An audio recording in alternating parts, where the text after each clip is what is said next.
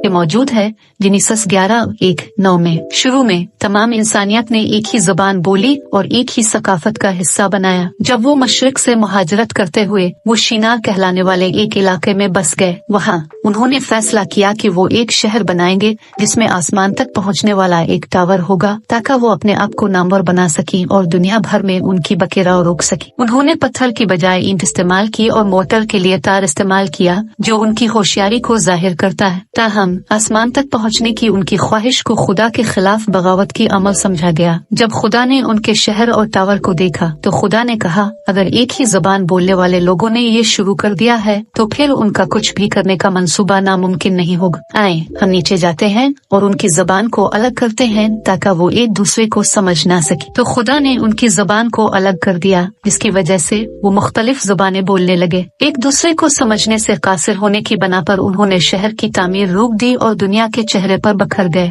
शहर का नाम बाबुल रखा गया, जिसका मतलब अलग होता है, क्योंकि वहाँ खुदा ने पूरी दुनिया की ज़बान को अलग कर दिया। ये कहानी दुनिया में मुख्तलिफ ज़बानों और सकाफतों की मौजूदगी की वजाहत के तौर पर काम करती है और ये याद दिलाती है कि इंसानी हुदूद और आजिज़ी की अहमियत क्या होती है।